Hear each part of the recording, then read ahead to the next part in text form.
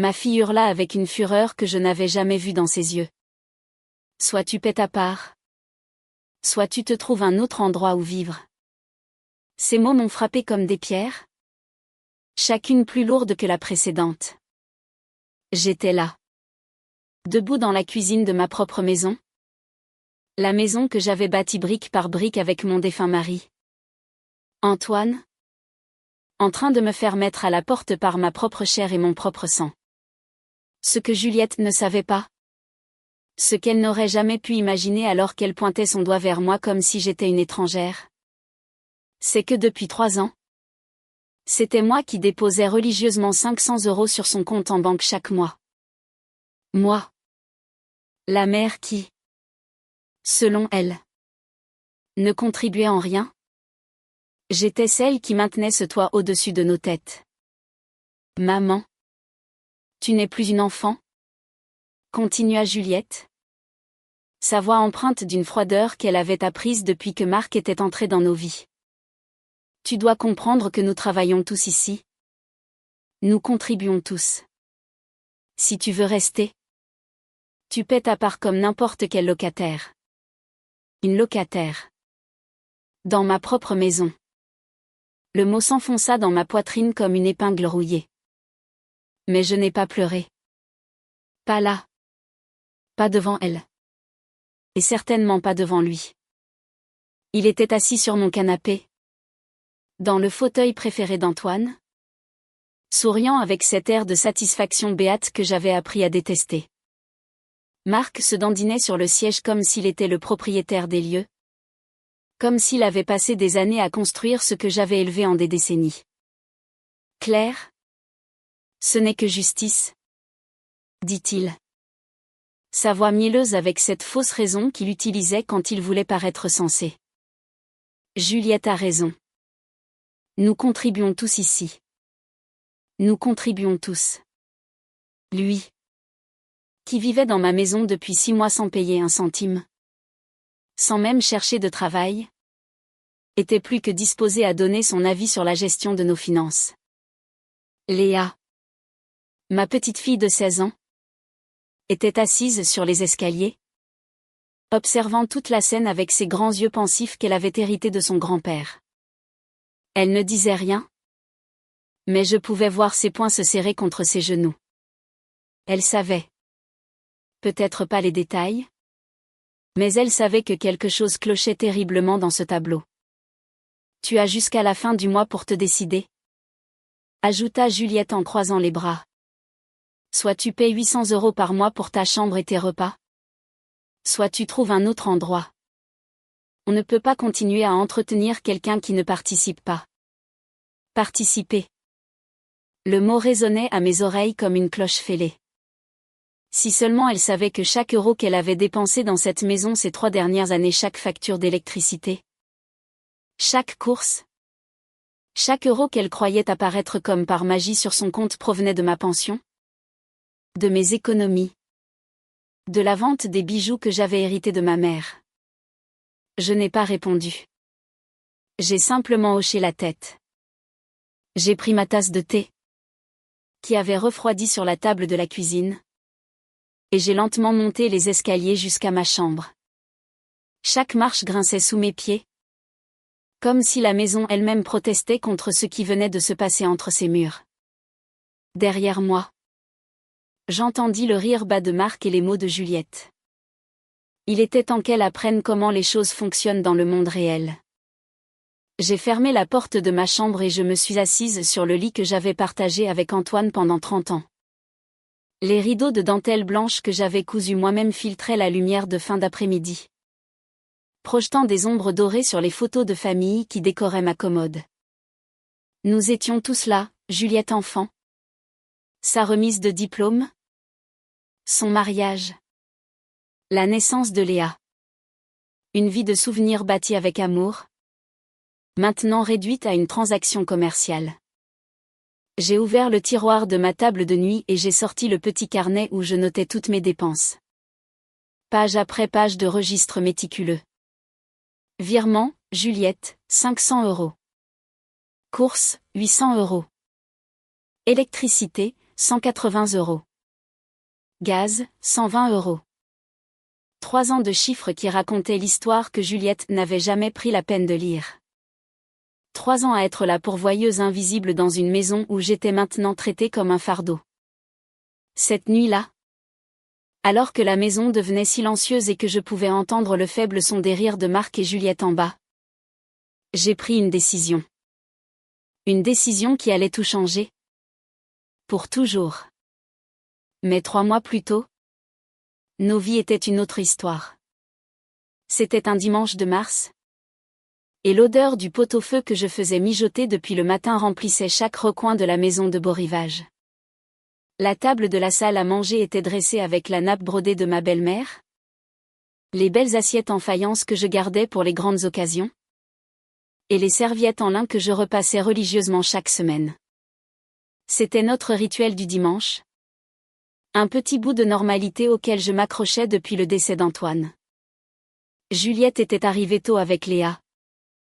Et pour la première fois depuis longtemps, ma fille semblait détendue. Presque heureuse. Maman. Ça sent délicieusement bon, dit-elle en s'asseyant à sa place habituelle. Celle face à la fenêtre qui captait la lumière de l'après-midi. Elle portait cette robe bleue qui lui allait si bien. Celle que je lui avais offerte pour son anniversaire. Et ses cheveux étaient coiffés de cette manière élégante qui la faisait paraître plus jeune. Léa. Ma douce Léa. Accourut dans la cuisine pour m'aider avec la purée. Comme elle le faisait toujours. Mamie. Madame Dubois m'a mis un 20 sur 20 à mon devoir d'histoire. Bavardait-elle. Son visage rayonnant de fierté.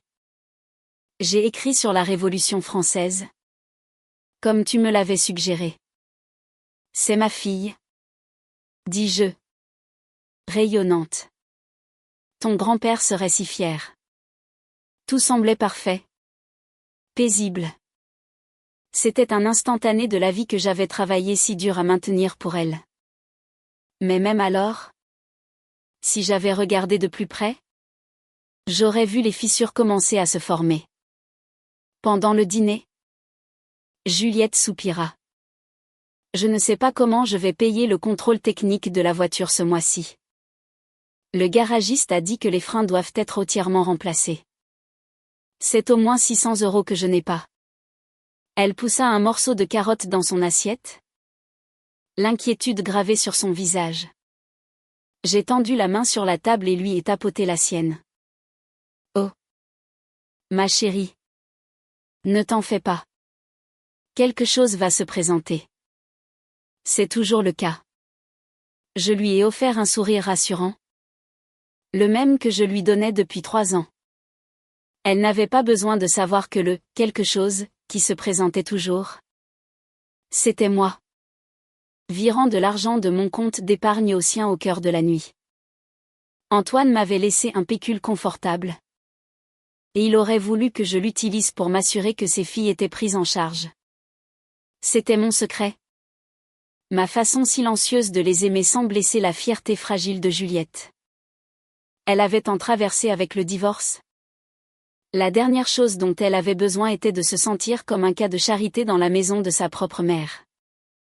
J'espère. Marmonna-t-elle. Mais son téléphone vibra sur la table. Un rapide coup d'œil à l'écran. Et tout son comportement changea. Le nuage d'inquiétude disparut, remplacé par un sourire secret et plein d'espoir. Elle tapa une réponse rapide. Ses doigts volant sur l'écran. C'est qui? Maman? Demanda Léa. Sa curiosité piquée. Oh. Juste un ami. Dit Juliette. Un peu trop vite. Elle posa son téléphone face contre table. Mais le sourire resta sur ses lèvres pour le reste du repas. C'était un sourire que je n'avais pas vu depuis des années. Et tandis qu'une partie de moi était heureuse pour elle, une autre, plus petite, sentit une pointe de malaise. 2 semaines plus tard, elle nous a parlé de lui. Nous étions dans le jardin, plantant des pétunias dans les jardinières. Maman. Léa. J'ai rencontré quelqu'un, annonça-t-elle, ses joues rougissant comme celles d'une adolescente. Il s'appelle Marc. C'est un homme merveilleux. Il a travaillé dans le bâtiment pendant des années. Mais il est entre deux chantiers en ce moment. Il est si intelligent. Si travailleur. Et il me fait rire. Elle le décrivit comme s'il était un prix qu'elle avait gagné. Un héros de roman d'amour. C'est merveilleux. Ma chérie. Dis-je. Sincèrement. Après le désastre de son mariage avec un homme qui avait vidé ses finances et son esprit. Elle méritait le bonheur. Léa. Toujours observatrice. Hocha simplement la tête. Il est comment? Vous verrez. Dit Juliette. Les yeux brillants.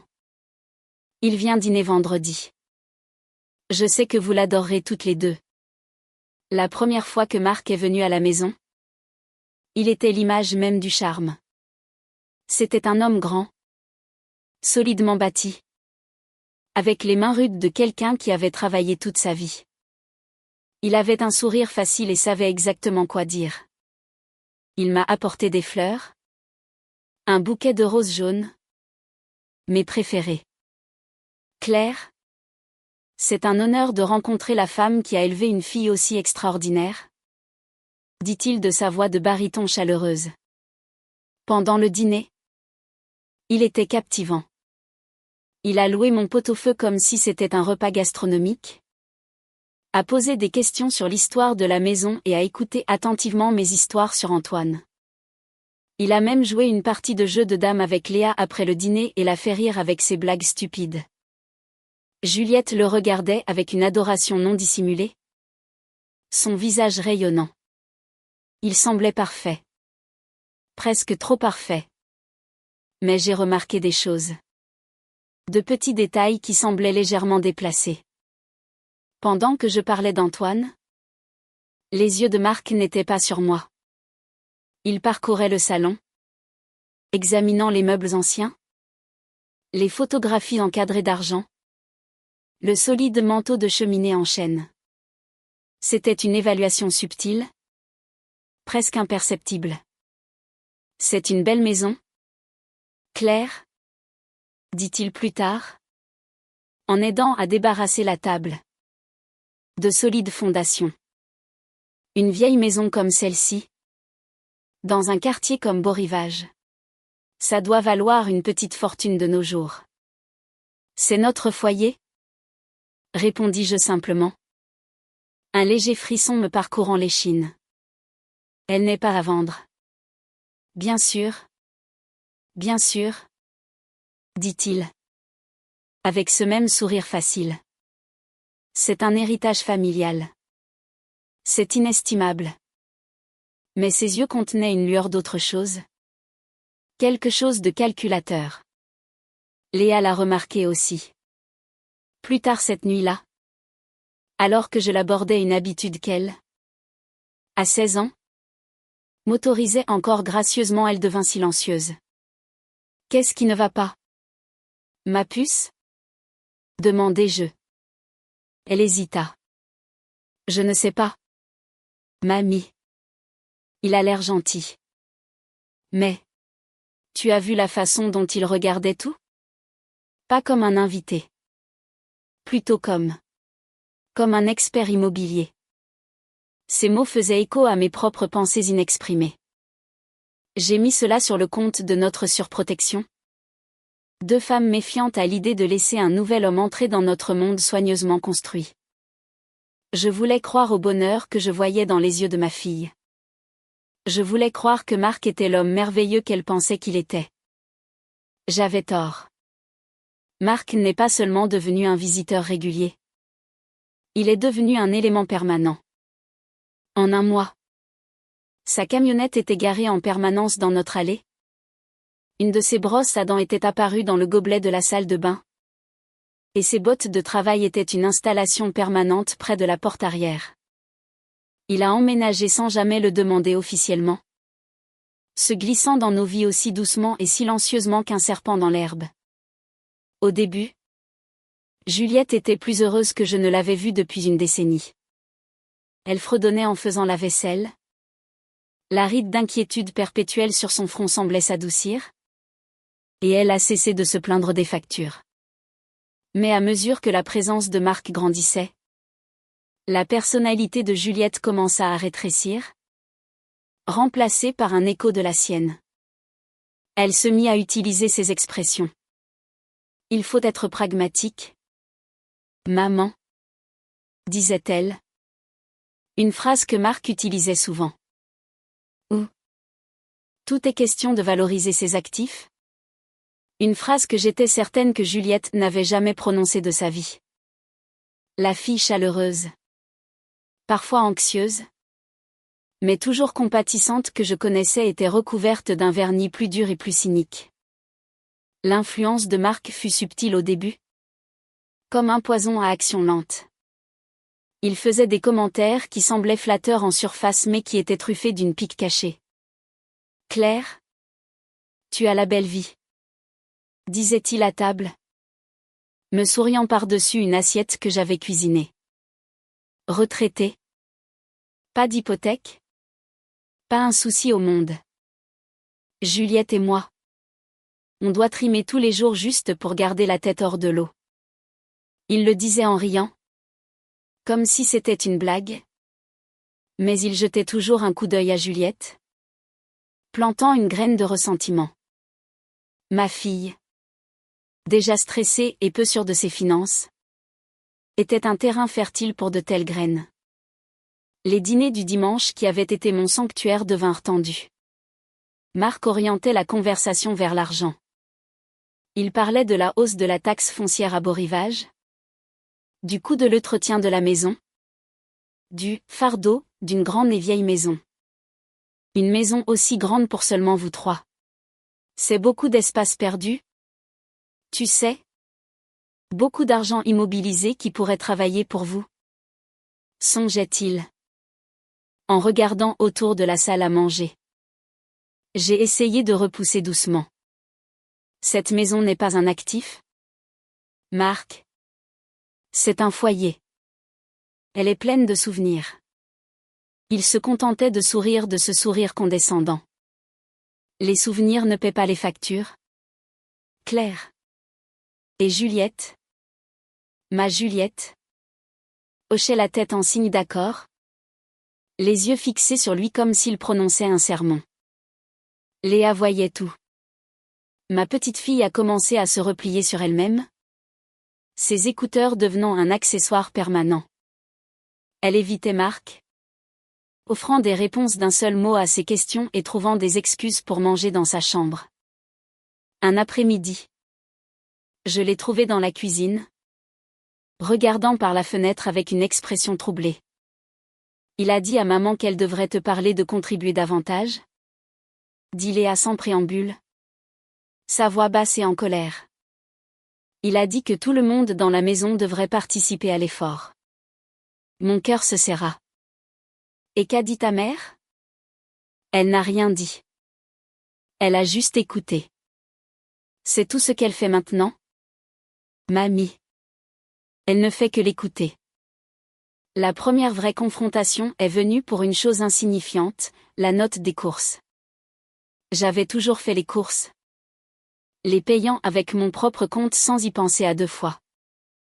Mais un soir, Marc a ramassé le ticket de caisse que j'avais laissé sur le comptoir. 400 €. Siffla-t-il. Cette famille mange comme des rois. J'aime cuisiner de bons repas pour ma famille, dis-je. La voix tendue. Juliette, dit-il, se tournant vers elle et m'ignorant complètement. Nous devons maîtriser ce budget. La pension de ta mère ne peut pas couvrir tout ça. C'est toi qui paies la note pour ce festin. Juliette regarda le ticket de caisse. Puis moi. Son visage un mélange de culpabilité et de défense. Il a raison. Maman. Peut-être qu'on devrait réduire. On n'a pas besoin de steak 2 fois par semaine. J'ai acheté le steak. Juliette. Avec mon argent. Dis-je. Ma patience s'épuisant.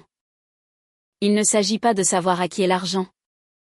Intervint Marc doucement. C'est une question de principe. Nous sommes une équipe ici. Nous devons tous faire attention aux dépenses. La façon dont il disait « nous » montrait clairement que je ne faisais pas partie de l'équipe. La goutte d'eau. Le moment où j'ai su que Marc n'était pas seulement un opportuniste mais une véritable menace. Est arrivé un samedi matin. Juliette avait emmené Léa à un tournoi de football à 1 heure de route. J'étais dans le jardin, m'occupant de mes roses, quand j'ai réalisé que j'avais laissé mes gants de jardinage à l'intérieur. Je suis entré par la porte arrière et je me suis dirigé vers ma chambre à l'étage. En arrivant en haut des escaliers, j'ai entendu un léger bruit de froissement venant de ma chambre. Mon cœur s'est mis à battre la chamade. J'ai poussé la porte pour trouver Marc debout devant ma commode. L'un des tiroirs, celui où je gardais mes relevés de compte. Le testament d'Antoine et l'acte de propriété de la maison étaient ouverts. Il tenait une pile de mes papiers personnels dans ses mains. Il se figea en me voyant. Comme un enfant prit la main dans le pot de confiture. Pendant une fraction de seconde, j'ai vu la panique dans ses yeux avant qu'elle ne soit remplacée par son masque habituel de charme. « Claire !» dit-il. Sa voix trop enjouée. Je suis vraiment désolée de faire irruption. Juliette a appelé. Elle pensait avoir laissé ses lunettes de soleil ici et m'a demandé de vérifier. C'était un mensonge maladroit. Pathétique. Juliette n'avait pas porté de lunettes de soleil dans ma chambre depuis des années. Nous savions tous les deux qu'il mentait. J'ai regardé les papiers dans sa main. Puis son visage. Ma voix était dangereusement calme. Sors de ma chambre. Marc. Allons. Claire. Ne te fâche pas. C'était juste une simple erreur. J'ai dit. Sors. J'ai montré la porte. Le regard dans mes yeux a dû suffire? Car pour la première fois, son sourire vacilla. Il reposa soigneusement les papiers sur la commode, sans tout à fait les remettre dans le tiroir, et sortit de la pièce à reculons. Mes excuses, dit-il depuis le couloir avant de disparaître en bas des escaliers. J'ai fermé la porte. Mes mains tremblaient. Je me suis approché de la commode et j'ai vérifié mes papiers. Tout semblait être là. Mais je me sentais violée. Exposée. Il avait évalué plus que la maison. Il avait évalué toute ma vie. Essayant de trouver sa valeur en euros. Il ne se contentait plus de planter des graines de ressentiment dans l'esprit de ma fille. Il cherchait activement un moyen de tout me prendre. Cette nuit-là, je n'ai pas pu dormir. Je suis restée éveillée, écoutant les sons familiers de la vieille maison. Le craquement du plancher. Le bourdonnement du réfrigérateur. Mais pour la première fois, je ne me sentais pas dans un sanctuaire. Je me sentais sur un champ de bataille. Et j'étais en train de perdre. Après avoir surpris Marc dans ma chambre, le mince vernis de civilité entre nous s'est dissous. Il ne se donnait plus la peine d'user de son faux charme avec moi. Quand Juliette n'était pas dans la pièce, son sourire disparaissait, remplacé par un regard froid et calculateur. Il me jaugeait, attendant son prochain coup. L'atmosphère dans la maison s'est épaissie d'une tension inexprimée. C'était comme vivre dans un état de siège perpétuel. La campagne de Marc pour monter Juliette contre moi est devenue plus ouverte, plus agressive. Ils me présentaient comme un obstacle à leur bonheur, une relique du passé les empêchant d'accéder à leur avenir radieux. Chérie, j'adore ta mère. Tu le sais. Je l'ai entendu dire à Juliette un soir dans la cuisine, sa voix dégoulinant d'une sincérité feinte. Mais nous ne pouvons pas commencer notre vie ensemble correctement tant que nous vivons sous son toit. Selon ses règles. Un homme a besoin d'être le roi de son propre château. C'est aussi ma maison. Marc. La voix de Juliette était faible. Incertaine. Vraiment? Ou es-tu juste une invitée ici? Comme moi? Elle te traite encore comme une petite fille. Ne penses-tu pas qu'il est temps que tu sois celle qui commande? C'était un maître manipulateur, jouant sur ses insécurités concernant son divorce, ses difficultés financières et son rôle de mère célibataire. Il lui faisait croire que me tenir tête était une façon de devenir enfin une adulte. Le résultat fut une série de petites rébellions douloureuses. Juliette se mit à tout remettre en question. Maman. Pourquoi insistes-tu pour utiliser la vieille vaisselle de grand-mère? Elle est si fragile. On devrait acheter un service moderne chez Ikea. Ou sommes-nous obligés de manger du pot-au-feu tous les dimanches? Marc préfère les steaks grillés. Chaque commentaire était une petite pique. Une façon d'éroder les traditions et les souvenirs qui unissaient notre famille. Et ma maison. Elle effaçait mon identité de ma propre maison. Un morceau à la fois. Léa a ressenti le changement plus que quiconque. Elle voyait sa mère se transformer en quelqu'un qu'elle ne reconnaissait pas. Et cela la terrifiait. Elle a commencé à passer tout son temps libre à la bibliothèque ou chez des amis. N'importe où sauf à la maison. Un après-midi. Elle est venue me voir. Le visage pâle. Mamie. Dit-elle. Sa voix à peine un murmure. Je les ai entendus parler hier soir. Dans le salon. Ils pensaient que je dormais. Je me suis préparée. Qu'ont-ils dit? Ma puce? Marc parlait d'un endroit. La résidence Les Chaînes d'Argent. Il a dit que c'était un établissement de premier ordre.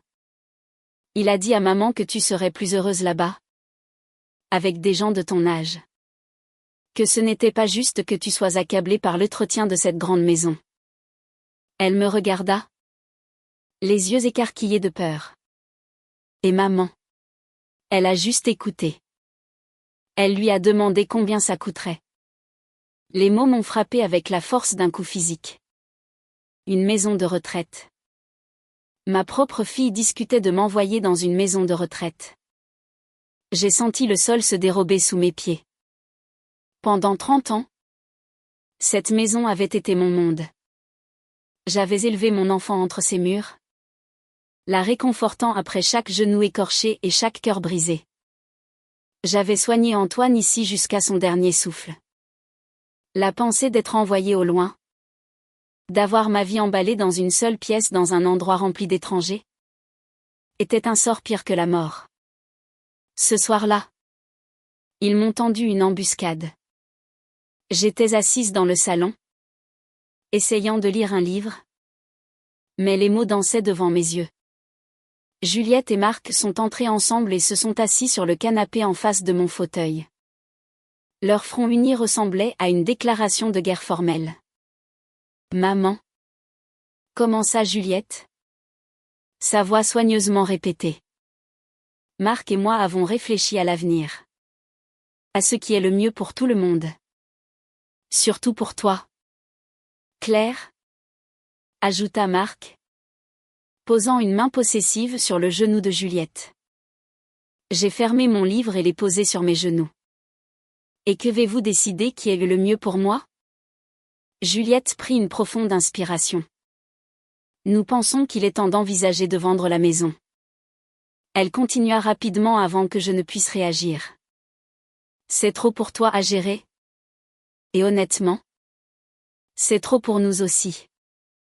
Les impôts, les réparations. C'est un gouffre financier. Si nous la vendions, nous pourrions tous prendre un nouveau départ. Nous pourrions trouver une belle maison de ville moderne. Et toi? Nous avons trouvé un endroit merveilleux pour toi. Les Chaînes d'Argent? Dis-je. Ma voix plate. Juliette eut la grâce de paraître surprise. Comment le savais-tu? Vos plans ne sont pas aussi secrets que vous le pensez. Marc intervint. Sa voix douce comme de l'huile. C'est une communauté fantastique. Claire. Ils ont une piscine. Des activités organisées. Un personnel infirmier 24h24. Tu serais en sécurité et à l'aise. Tu n'aurais à te soucier de rien. La seule chose qui m'inquiète. Marc. Dis-je. Le regardant droit dans les yeux. C'est toi. Son sourire se crispa sur les bords. J'essaie juste de veiller sur cette famille. Non. Dis-je. Ma voix tremblant d'une rage que je ne pouvais plus contenir. Tu essaies de la déchirer.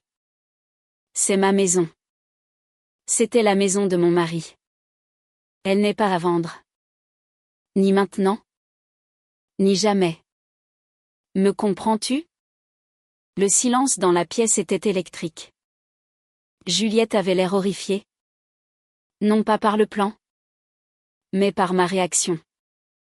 Elle avait été si complètement convaincue par Marc que c'était une solution gentille et logique que ma colère lui semblait irrationnelle. Maman. S'il te plaît. Sois raisonnable. Plaida-t-elle. Il ne s'agit pas de se débarrasser de toi. Il s'agit d'être pragmatique. Il n'y a rien de pragmatique à jeter sa propre mère hors de sa maison. Les mots sortirent comme un cri. Je tremblais. Mes jointures blanches sur les bras de mon fauteuil. C'est ce moment qui a conduit à la scène dans la cuisine. À l'horrible ultimatum. Mon refus de vendre la maison n'était pas quelque chose que leur plan avait prévu. C'était un grain de sable dans les rouages de la machine bien huilée de Marc. Ils savaient qu'ils ne pouvaient pas me forcer légalement à vendre. Alors ils devaient trouver un autre moyen de me faire partir. Ils devaient rendre ma vie dans ma propre maison si misérable.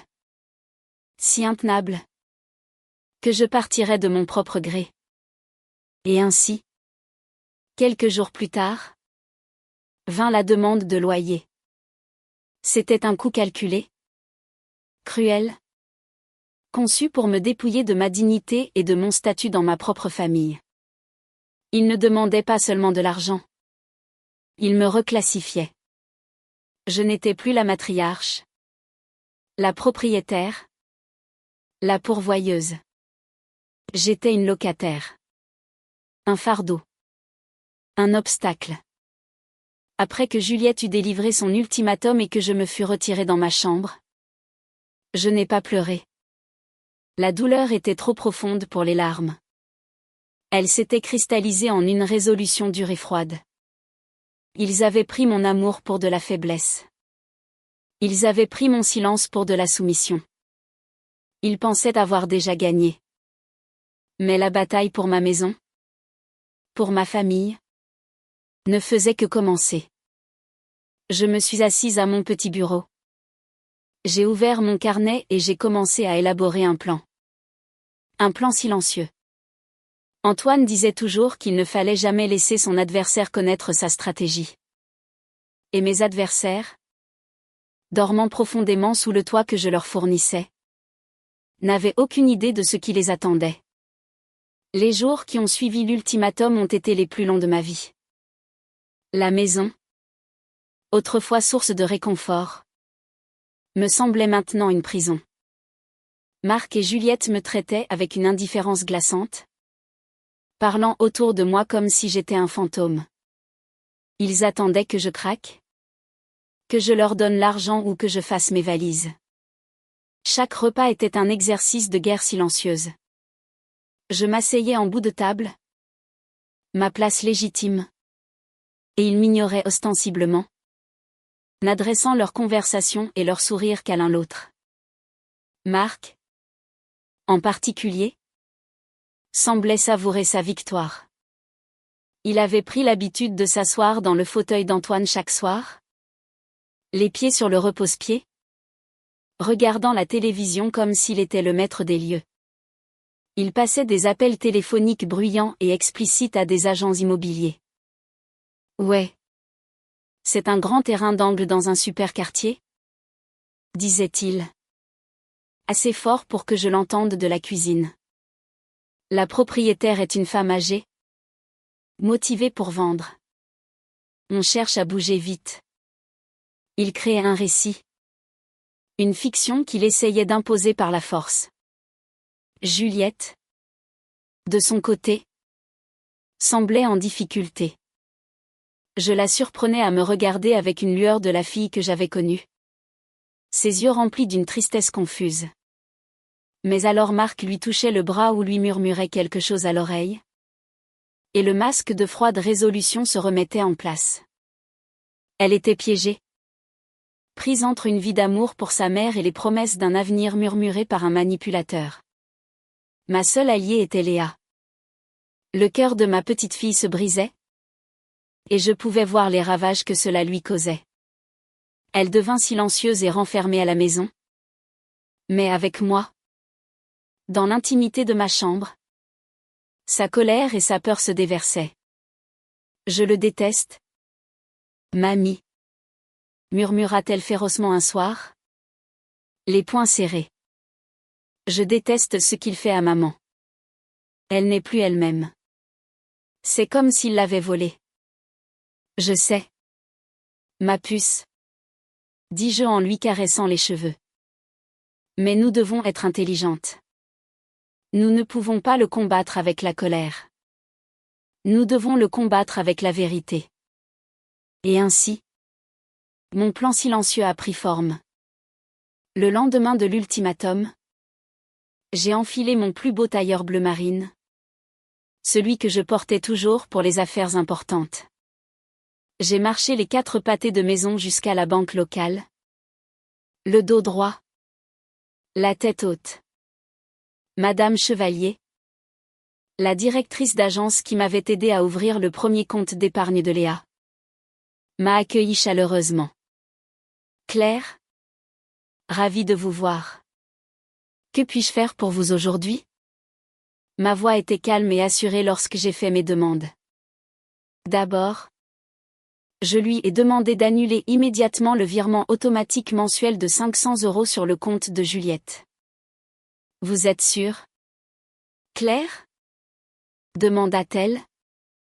Une pointe d'inquiétude dans la voix. Vous avez ce virement en place depuis 3 ans. J'en suis certaine. Hélène? Dis-je. Les choses ont changé. Ensuite, j'ai demandé des relevés imprimés de chacun de ces virements.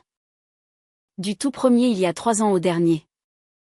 Elle m'a tendu une épaisse liasse de papier. Chaque page un témoignage de mon soutien silencieux. Elle pesait lourde dans mes mains. Lourde du poids de mon amour et de leur trahison. Mon deuxième arrêt fut le cabinet de Maître Dubois. C'était un vieil ami d'Antoine et il s'occupait des affaires juridiques de notre famille depuis des décennies. Il a écouté patiemment tandis que je lui exposais toute cette sordide histoire. Ses sourcils gris et broussailleux se rapprochant à chaque détail. Quand je lui ai parlé de la demande de loyer et de la menace d'expulsion, il a enlevé ses lunettes et s'est frotté les yeux. Claire, c'est un cas flagrant d'abus de faiblesse et de manipulation psychologique, dit-il d'une voix sombre. Légalement, ils ne peuvent pas vous expulser. Vous êtes la seule propriétaire du bien. La maison est à vous. Point final. Mais nous devons vous protéger de leur harcèlement. Ces conseils étaient pratiques et stimulants. Demain matin, appelez un serrurier et faites changer toutes les serrures de la maison. C'est votre droit en tant que propriétaire. Deuxièmement, vous devez tout documenter. Chaque menace. Chaque demande. Si vous le pouvez, enregistrez-les. Il vit mon expression. C'est votre maison, Claire. Vous êtes dans votre droit d'enregistrer les conversations qui ont lieu dans votre propre maison. Surtout si vous vous sentez menacé. Cela pourrait être la preuve qui vous sauvera. J'ai quitté son cabinet avec un regain de force. Je n'étais pas une vieille femme sans défense. J'étais Claire, la femme d'Antoine. La mère de Juliette et la propriétaire du 124 rue des Ormes. J'avais des droits. Et j'allais les utiliser. Cet après-midi-là, un serrurier du nom de Monsieur Mendez est venu à la maison. Juliette et Marc étaient sortis, visitant des maisons de ville qu'ils prévoyaient d'acheter avec le produit de la vente de ma maison. Léa était mon guetteur. Pendant que Monsieur Mendez remplaçait efficacement les serrures de la porte d'entrée, de la porte arrière et de la porte de côté, Léa surveillait depuis la fenêtre de sa chambre, prête à donner le signal s'il revenait plus tôt. De nouvelles clés pour un nouveau départ ? Madame, dit Monsieur Mendez, en pressant les clés fraîchement coupées dans ma paume. Elles semblaient solides, réelles. Elles semblaient être le pouvoir. Mon dernier achat de la journée fut un petit enregistreur numérique sophistiqué du magasin d'électronique. Il n'était pas plus grand que mon pouce. Ce soir-là, je l'ai montré à Léa. J'ai besoin de ton aide ? Dis-je. J'ai besoin que tu le places dans le salon. Quelque part où on ne le verra pas. Derrière la bibliothèque ? Peut-être. Ses yeux s'écarquillèrent. Est-ce qu'on les espionne ? Nous recueillons des preuves ? Ma puce. Pour protéger notre maison. Pour aider ta mère à voir la vérité sur l'homme avec qui elle est. Léa. Avec la ruse naturelle d'une adolescente, a trouvé l'endroit parfait. Elle le glissa derrière une pile de vieux magazines sur l'étagère du bas de la bibliothèque, près du fauteuil d'Antoine, le nouvel endroit préféré de Marc. Nous n'avons pas eu à attendre longtemps. 2 nuits plus tard, après un dîner pris dans un silence étouffant, je suis montée tôt, prétextant un mal de tête. J'ai laissé ma porte légèrement entr'ouverte. Léa était dans sa chambre, la musique jouant doucement. Juliette et Marc pensaient être seuls. J'ai entendu le tintement des verres et le murmure bas de leur voix depuis le salon. Je me suis glissée en haut des escaliers et j'ai écouté. Si t'es-tu, disait Marc. Je n'arrive pas à croire qu'elle résiste encore. La fin du mois. C'est vendredi prochain. Je ne sais pas. Marc. La voix de Juliette était pleine de doute. Ça me semble mal. Demander un loyer à ma propre mère. Mal ? La voix de Marc était tranchante. Ce qui est mal, c'est une femme adulte qui laisse sa vieille mère dicter sa vie. Il s'agit de notre avenir. Juliette. Ne veux-tu pas un avenir avec moi ? Notre propre maison ?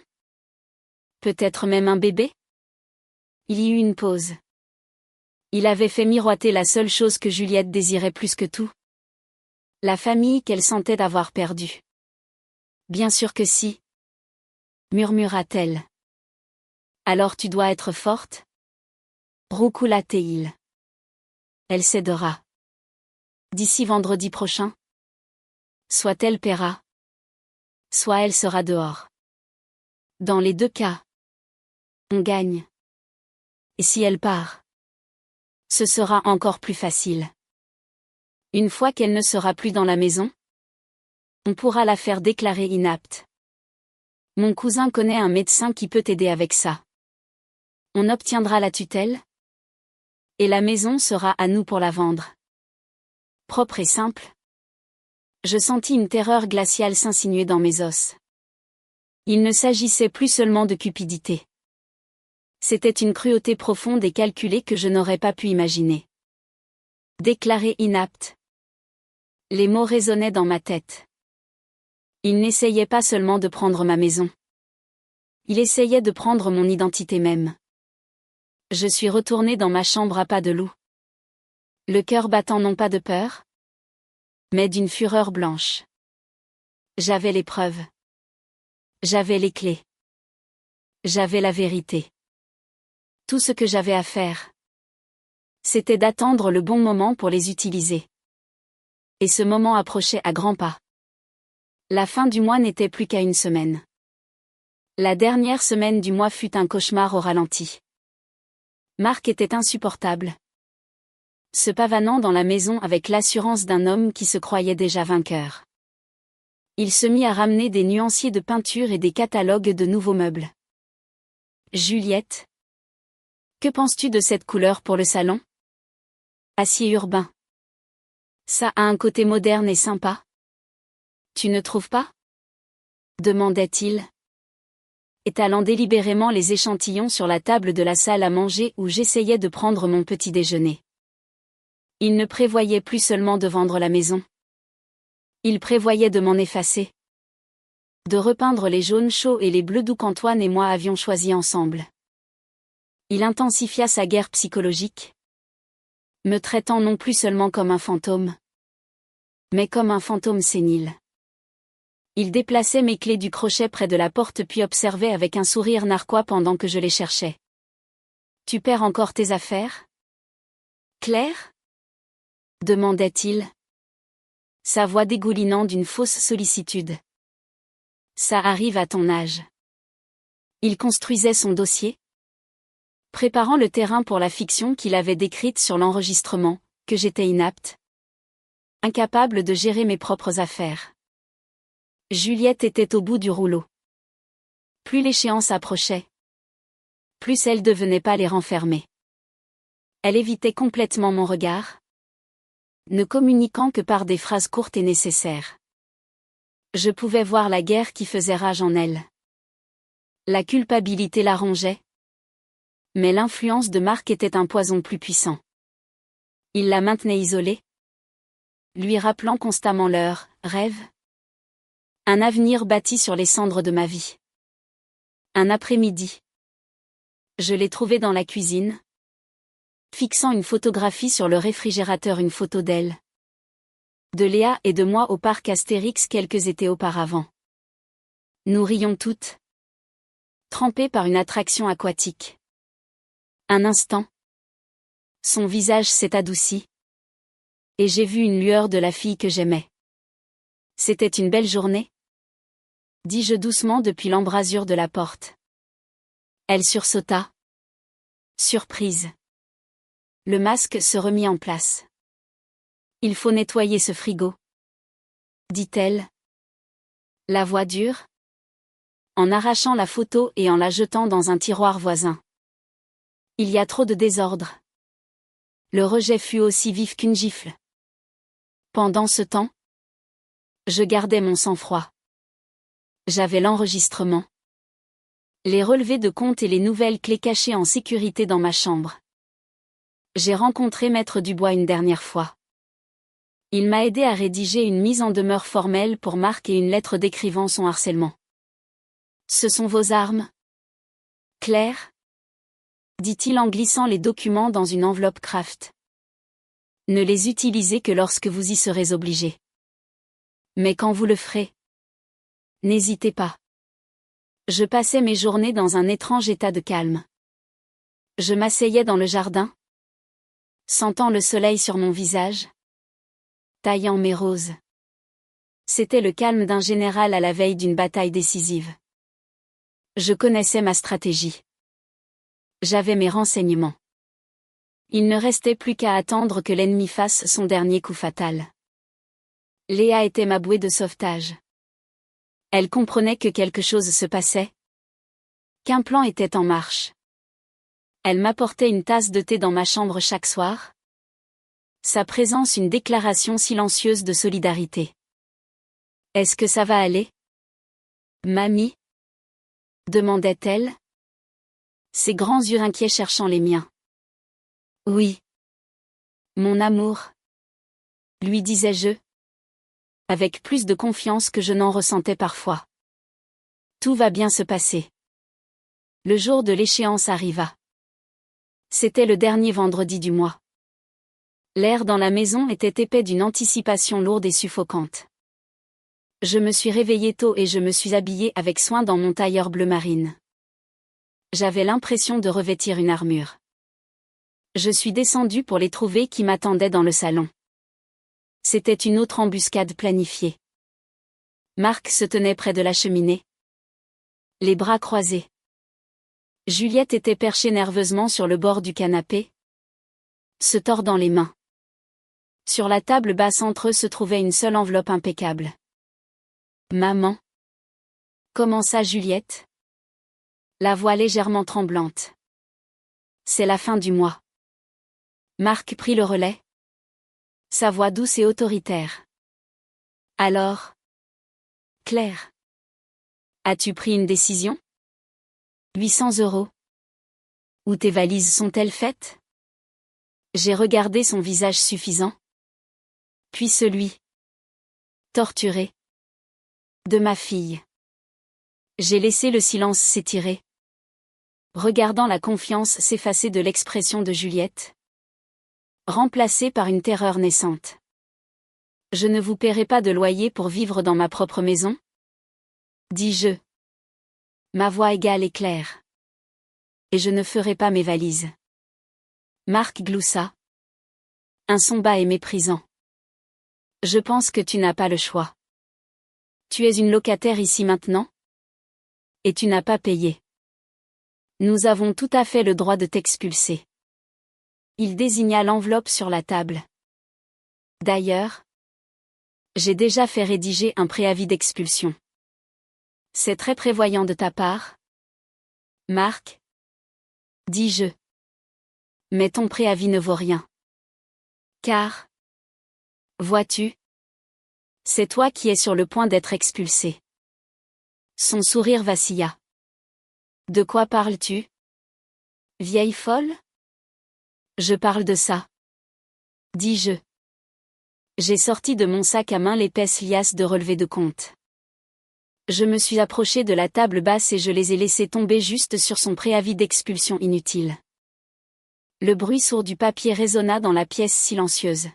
« Qu'est-ce que c'est ? » murmura Juliette en se penchant. « Ça, dis-je en regardant directement ma fille. Ce sont 18 000 €. Ce sont les 500 € par mois que je dépose sur ton compte depuis 3 ans pour m'assurer que tu puisses payer les factures. C'est l'argent qui a payé les nouveaux freins de ta voiture. C'est l'argent qui a payé l'orthodontie de Léa. C'est l'argent qui a mis de la nourriture sur cette table, de la nourriture que ton petit ami mange gratuitement depuis 6 mois. » Juliette prit le premier relevé. Ses mains tremblaient. Ses yeux parcoururent la page, son visage se vidant de toute couleur. Elle tourna la page, puis la suivante. Un son doux et étouffé s'échappant de ses lèvres. Elle leva les yeux vers moi. Ses yeux écarquillés d'une compréhension horrifiée et naissante. « Maman !» Marc lui arracha une page des mains. Il fixa les détails du virement. Sa bravade s'évanouissant, remplacée par un éclair de pure panique. « Ça ne peut pas être vrai. C'est une sorte de piège. » « Oh ! Ce n'est pas un piège ? » dis-je, ma voix gagnant en force. « C'est un fait.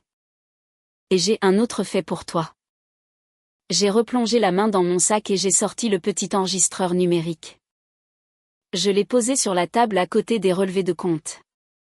Je crois que vous reconnaîtrez tous les deux cette conversation. J'ai appuyé sur le bouton de lecture. Et leur propre voix complotiste, cruelle et avide, remplirent la pièce. Le son de la voix de Marc, mielleuse et confiante, résonna de façon anormale dans le silence tendu du salon. Elle cédera. D'ici vendredi prochain. Soit elle paiera, soit elle sera dehors. Dans les deux cas, on gagne. Juliette tressaillit comme si elle avait été frappée. Elle fixa le petit appareil noir sur la table basse comme si c'était un serpent venimeux. Sa propre voix suivit, hésitante et empreinte d'une culpabilité qu'elle ressentait déjà. « Je ne sais pas. Marc. Ça me semble mal. » Puis vint la partie la plus accablante de l'enregistrement. Le plan froid et calculé de Marc. Point une fois qu'elle ne sera plus dans la maison, on pourra la faire déclarer inapte. Mon cousin connaît un médecin qui peut t'aider avec ça. On obtiendra la tutelle. Et la maison sera à nous pour la vendre. Propre et simple. J'ai appuyé sur le bouton d'arrêt. Le silence qui revint en force était plus lourd, plus profond qu'auparavant. C'était le silence de la dévastation totale. Juliette était d'une blancheur de papier. Sa respiration courte et saccadée. Elle regarda l'enregistreur. Puis Marc. Ses yeux écarquillés d'une horreur qui se transformait lentement en dégoût. L'homme qu'elle avait aimé. L'avenir dont elle avait rêvé, tout n'était qu'un mensonge. Un complot cruel et prédateur. Les fondations de son monde s'étaient effondrées en l'espace de 30 secondes. Marc était acculé. Le masque charmant avait disparu, remplacé par le visage brut et laid d'un animal piégé. Ses yeux passaient de moi à Juliette, cherchant une échappatoire, une excuse, un moyen de tourner la situation. Ce n'est pas ce que tu crois, balbutia-t-il, sa voix perdant son assurance. On ne faisait que discuter des options. Réfléchir. J'essayais juste de te protéger. Juliette. Me protéger? La voix de Juliette était un murmure étranglé. Elle se leva lentement du canapé. Son corps tremblant. Me protéger de qui? De ma propre mère? Tu voulais la faire déclarer inapte. Tu voulais la mettre dans une maison de retraite et lui voler sa maison. Son murmure s'éleva en un cri rauque et décharné. Tu voulais voler la maison de ma mère. C'était pour nous. Plaida-t-il en faisant un pas vers elle. Pour notre avenir. Notre avenir? Cracha-t-elle, reculant comme si son contact allait la brûler. Notre avenir était bâti sur un mensonge. Il était bâti sur son argent. L'argent qu'elle me donnait par amour. L'argent que tu projetais de lui prendre par cupidité. Tout était maintenant à découvert. Tous les secrets et les manipulations exposés sous la dure lumière de la vérité. À ce moment, la porte d'entrée s'ouvrit et Léa rentra de l'école. Elle s'arrêta net dans l'entrée, sentant l'atmosphère toxique de la pièce. Son regard passa du visage en larmes de sa mère à celui paniqué de Marc, et enfin à moi, debout, grand et résolu près de la cheminée. Elle comprit immédiatement que la bataille avait atteint son paroxysme. Qu'est-ce qui se passe? Demanda-t-elle. Sa voix fluette.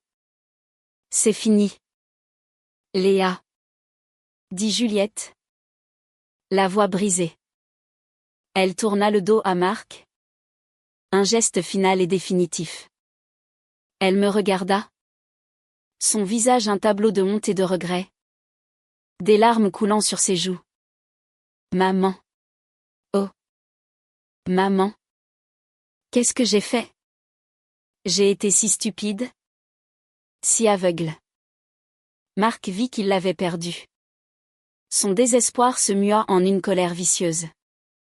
Il se tourna vers moi. Le visage déformé par un rictus. Toi. C'est toi qui as fait ça. Tu as comploté ça depuis le début. Vieille sorcière manipulatrice. Sors de ma maison. Dis-je. Ma voix était calme. Mais elle portait le poids d'une autorité absolue. Il rit. Un son dur et laid. Je ne vais nulle part.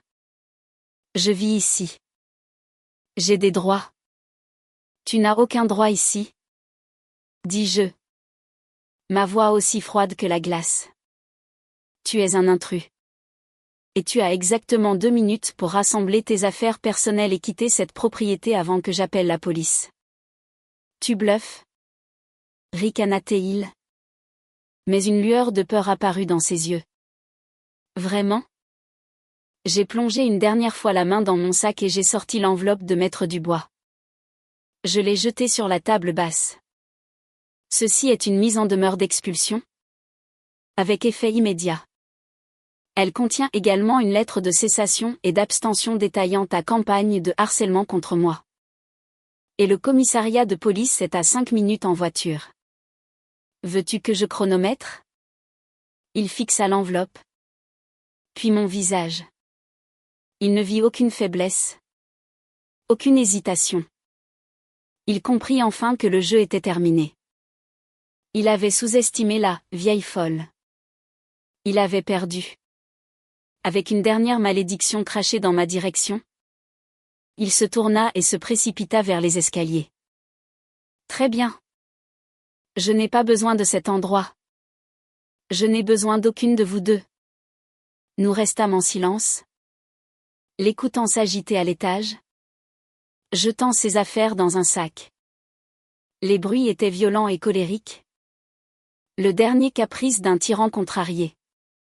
Juliette sanglotait ouvertement maintenant, son corps secoué par la force de son chagrin et de sa honte.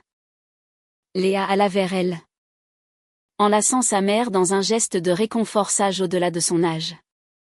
Quelques minutes plus tard, Marc descendit les escaliers en trombe, portant un sac de sport et quelques chemises en vrac.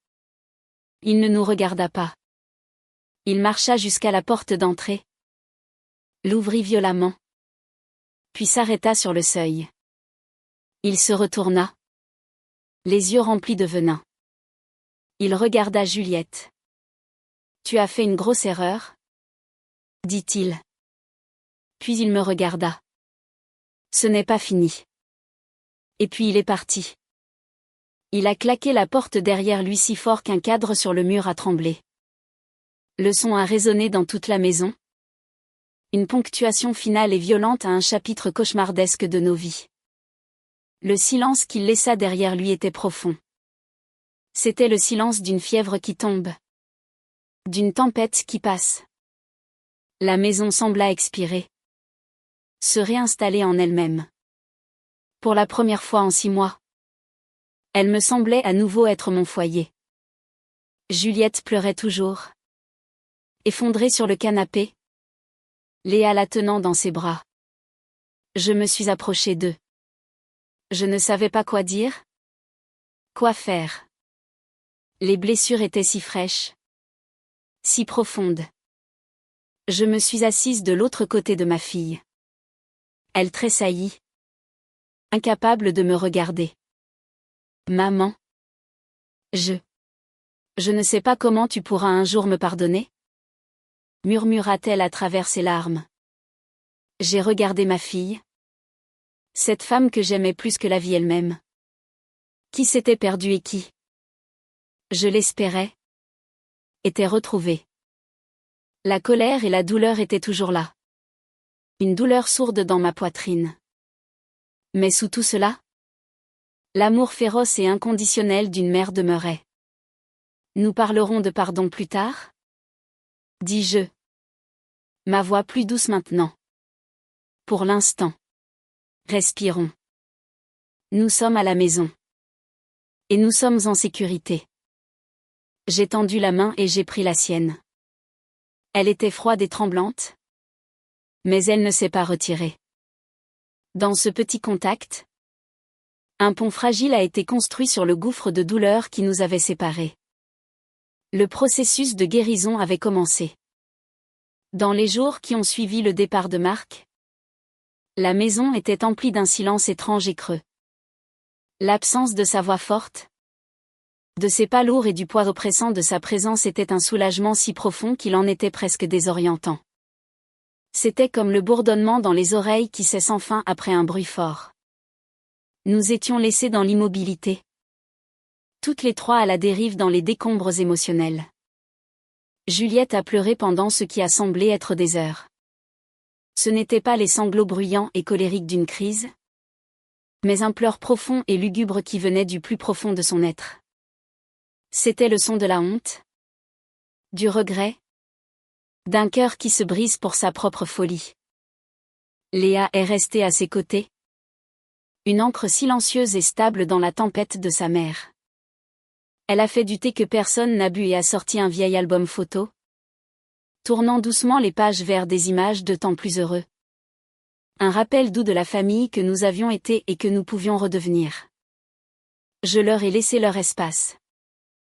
La confrontation m'avait épuisé, laissant mes os lasses et mon esprit meurtri. Je suis allé dans la cuisine et j'ai commencé à récupérer méthodiquement mon territoire. J'ai jeté le carton à moitié vide du lait cher et sans lactose que Marc insistait pour acheter.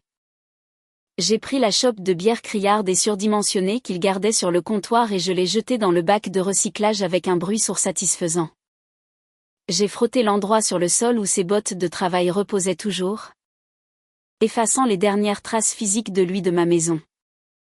Chaque petit acte était un rituel de purification, de reprise de ce qui était mien. Tard ce soir-là, Juliette est apparue à l'entrée de la cuisine. Ses yeux étaient rouges et gonflés, son visage pâle. Mais le côté hystérique avait disparu, remplacé par un épuisement fragile. Elle est restée là un long moment, l'air perdu, comme une enfant qui ne connaît pas le chemin de la maison. « Maman » commença-t-elle, la voix rauque. Il n'y a rien que je puisse dire pour arranger les choses. Non, dis-je doucement, me tournant de l'évier pour lui faire face. Il n'y en a pas. Les mots ne peuvent pas réparer ça. Juliette. Son visage se décomposa, pensant que je la rejetais. Mais nous le pouvons. Continuai-je doucement. Nous pouvons arranger ça. Ça prendra du temps. Les larmes montèrent à nouveau à ses yeux. Comment ai-je pu être si aveugle? Il me disait tout ce que je voulais entendre. Que j'étais forte. Que je méritais une vie meilleure. Que nous pouvions construire une famille ensemble. Je le voulais si fort que j'ai refusé de voir ce qui était juste devant moi. C'est un prédateur? Juliette? Dis-je. Ma voix ferme mais pas méchante. Et les prédateurs sont très doués pour trouver les blessés. Tu souffrais après le divorce? Et tu avais peur pour l'argent. Il a utilisé ça. Il a utilisé tes peurs contre toi. Il m'a monté contre toi. Murmura-t-elle. La honte la submergeant à nouveau. Les choses que j'ai dites. Les choses que j'ai faites. Te demander un loyer. Menacer d'eux. Je ne peux même pas le dire.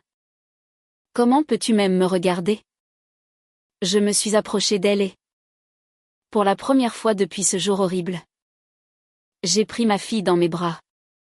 Au début, elle était raide, résistante, comme si elle ne méritait pas ce réconfort. Mais ensuite, elle s'est effondrée contre moi. Son corps secoué de sanglots silencieux. Et je l'ai tenue.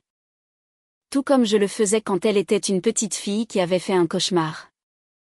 Parce que tu es ma fille, murmurai-je dans ses cheveux. Et je t'aimerai toujours. Toujours.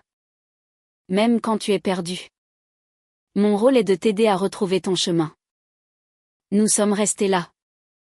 Dans la cuisine silencieuse. Pendant un long moment. Ce n'était pas une solution magique. Les profondes blessures de la trahison et du manque de respect ne pouvaient être guéries par un simple câlin. Mais c'était un début. C'était la promesse que notre relation, bien que brisée, n'était pas irréparable. Le lendemain matin, Juliette a fait le premier vrai pas vers la réparation. Elle s'est assise à la table de la salle à manger avec la liasse de relevés de compte, une calculatrice et un carnet. Pendant des heures, elle les a parcourus, ligne par ligne, son expression devenant de plus en plus horrifiée à chaque page. Elle a additionné les 18 000 € que je lui avais donnés. Puis, elle a commencé une autre liste, détaillant chaque dépense importante dont elle se souvenait des 3 dernières années qu'elle n'aurait pas pu se permettre sans mon aide. Le voyage scolaire de Léa à Rome, murmura-t-elle pour elle-même en l'écrivant. La nouvelle boîte de vitesse pour la voiture. La facture vétérinaire d'urgence pour Rusty l'année dernière. La liste s'allongeait de plus en plus. Quand elle eut terminé, elle est venue me trouver dans le jardin, tenant le carnet. Je vais te rembourser, dit-elle, sa voix remplie d'une nouvelle et calme détermination. Chaque centime. Ça me prendra peut-être le reste de ma vie. Mais je le ferai. J'ai regardé la liste. Les dettes méticuleusement enregistrées. J'ai pris le carnet de ses mains et je l'ai fermé. L'argent était un cadeau. Juliette. Il a rempli sa fonction. Il a gardé un toit sur ta tête et celle de ta fille. C'est tout le remboursement dont j'ai jamais eu besoin. Mais maman. Je dois. Non. L'interrompis-je doucement. Ce que tu dois faire, c'est guérir. Ce que tu dois faire, c'est devenir la femme intelligente et forte que je sais que tu es. La femme qui était là avant Marc. Concentre-toi sur la recherche d'un meilleur travail. Concentre-toi sur Léa. Concentre-toi sur toi-même.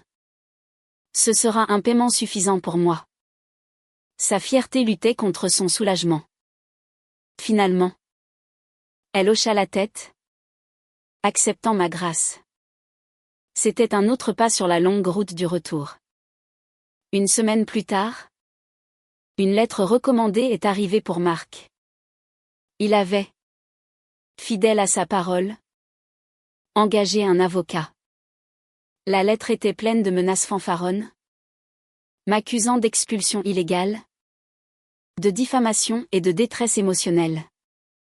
Elle exigeait un règlement financier pour éviter un procès. L'ancienne Juliette aurait paniqué. Mais quelque chose avait changé en elle. Elle a lu la lettre. Le visage sombre. Puis me l'a tendue. Qu'est-ce qu'on fait? Nous faisons ce que nous aurions dû faire il y a longtemps? Dis-je. Nous nous défendons. Ensemble. J'ai appelé Maître Dubois. Je lui ai lu la lettre au téléphone. Je pouvais presque l'entendre sourire. Laissez-les s'agiter. Claire? Dit-il. Ils n'ont rien. Vous, par contre, avez un enregistrement de lui avouant une conspiration pour commettre une escroquerie.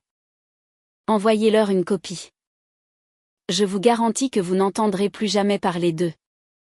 Et c'est ce que nous avons fait. Juliette elle-même a mis la petite clé USB contenant le fichier audio dans une enveloppe matelassée. Elle l'a adressée à l'avocat de Marc. En la scellant, j'ai vu une lueur de son ancien feu revenir dans ses yeux. Elle n'était plus une victime. Elle était une combattante. Nous avons posté le paquet ensemble. C'était comme poster une bombe. Et puis, nous avons attendu. Le silence de Marc et de son avocat fut absolu. Les jours se transformèrent en une semaine. Puis 2. Le procès menacé ne s'est jamais matérialisé. Les appels téléphoniques en colère ne sont jamais venus. Comme Maître Dubois l'avait prédit. Notre contre-offensive avait anéanti leur attaque. L'enregistrement était une vérité si indéniable qu'il ne leur laissait aucun terrain sur lequel se tenir. Marc avait disparu de nos vies aussi complètement qu'un nuage de fumée dans le vent. Savoir qu'il était vraiment parti. Que ses menaces étaient aussi vides que ses promesses. Fut comme la fermeture finale d'une lourde porte de fer. La maison semblait plus légère. L'air plus pur. Nous étions enfin libres. La menace extérieure ayant disparu, il nous restait à gérer les décombres intérieurs.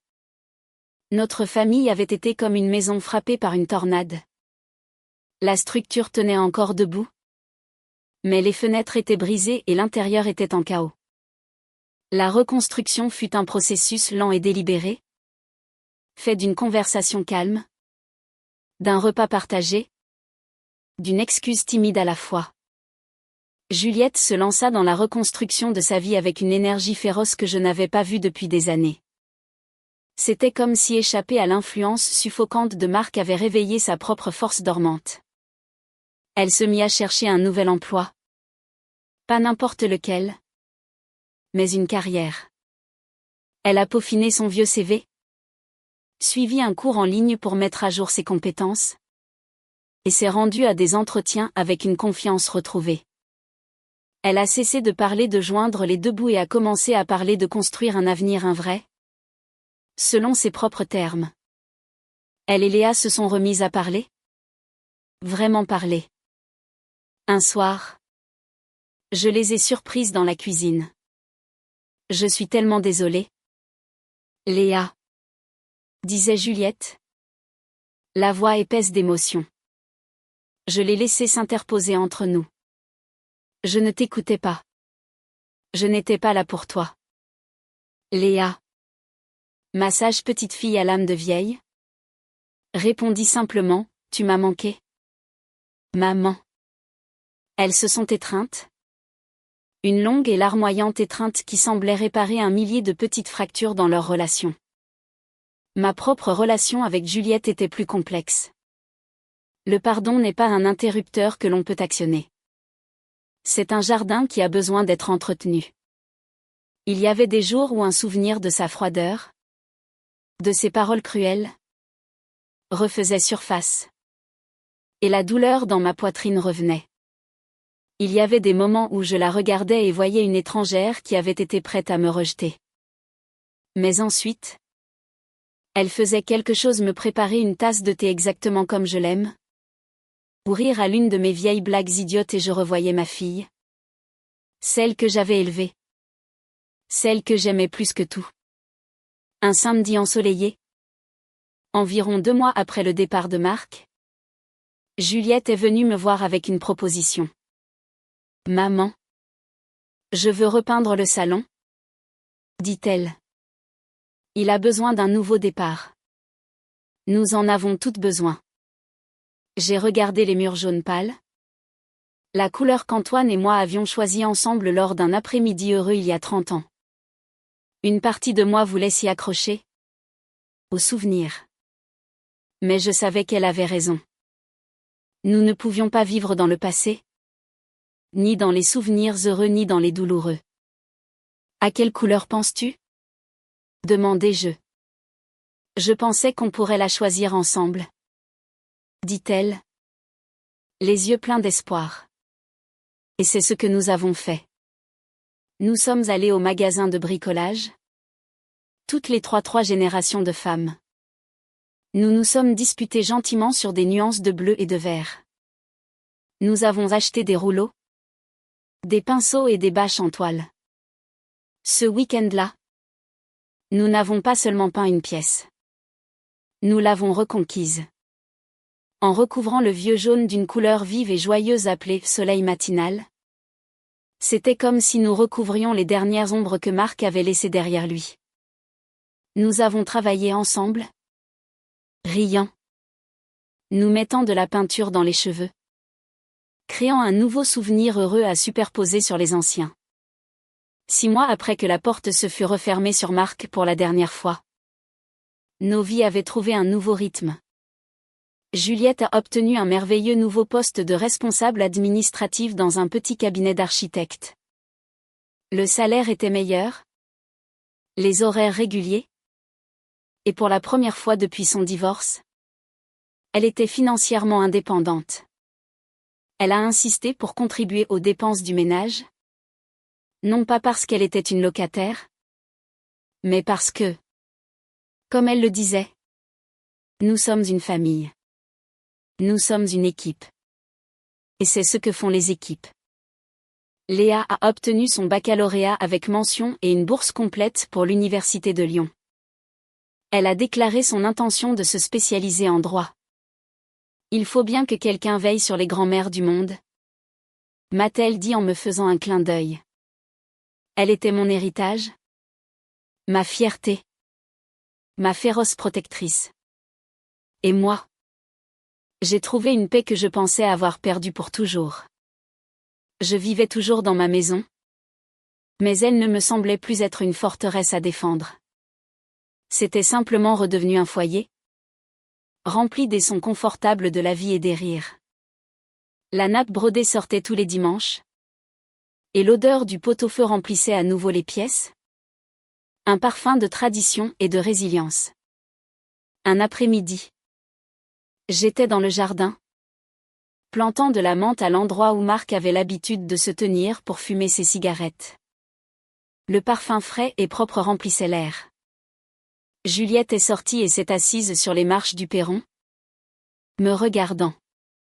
C'est bon de te retrouver, maman, dit-elle doucement. Je l'ai regardée. Ma fille intelligente. Belle et compliquée. J'ai vu les cicatrices de l'année passée. Mais j'ai aussi vu une force qui n'était pas là avant. Nous avions traversé le feu. Et nous en étions sortis. Pas indemnes, mais plus fortes. Nous nous étions sauvés l'une l'autre. C'est bon d'être de retour, répondis-je en tassant la terre autour de la nouvelle plante. La maison était à moi. La famille était à moi. L'amour, mis à l'épreuve étendue, avait enduré. Et je savais, avec une certitude qui s'ancrait au plus profond de mes os, qu'il le ferait toujours.